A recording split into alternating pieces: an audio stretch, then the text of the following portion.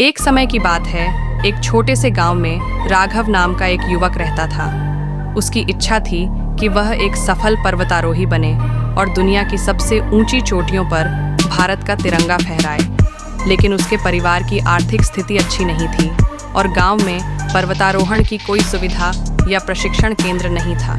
राघव ने अपने सपने को साकार करने के लिए स्वयं ही तैयारी शुरू की।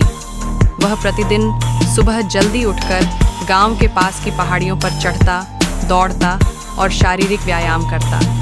उसने पर्वतारोहण से संबंधित किताबें पढ़ीं और इंटरनेट से जानकारी जुटाई।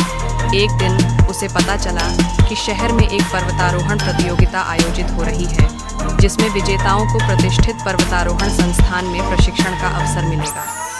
राघव ने ठान लिया कि वह इसमें भाग लेगा, लेकिन समस्या यह थी कि उसके पास शहर जाने का किराया नहीं था। राघव ने गांव वालों से मदद की गुहार लगाई। उसकी लगन और मेहनत को देखते हुए गांव के लोगों ने मिलकर उसके लिए पैसे जुटाए।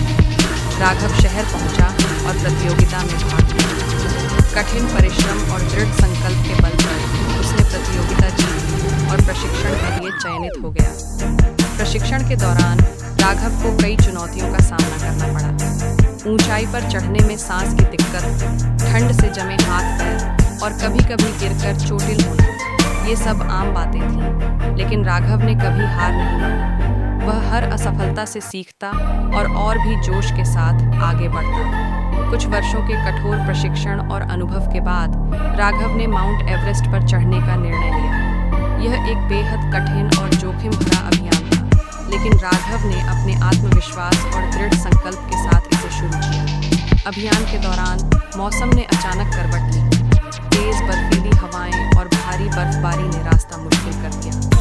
कई साथी पर्वतारोही वापस लौट गए, लेकिन राघव ने ठान लिया था कि वह पीछे नहीं हटेगा। उसने अपने मन में बार-बार दोहराया, हार मत मानो, मंजिल पास है। आखिरकार अपनी अटूट इच्छा शक्ति और मेहनत के बल पर राघव ने माउंट एवरेस्ट की चोटी पर कदम रखा और वहां भारत का तिरंगा फहराया। उसकी आंखों में आंसू थे, लेकिन वह आंसू खुशी और गर्व के थे। उसने साबित कर दिया कि यदि मन में दृढ़ संकल्प हो तो कोई भी बाधा हमें हमारी मंजिल तक पहुंचने से नहीं रोक सकती।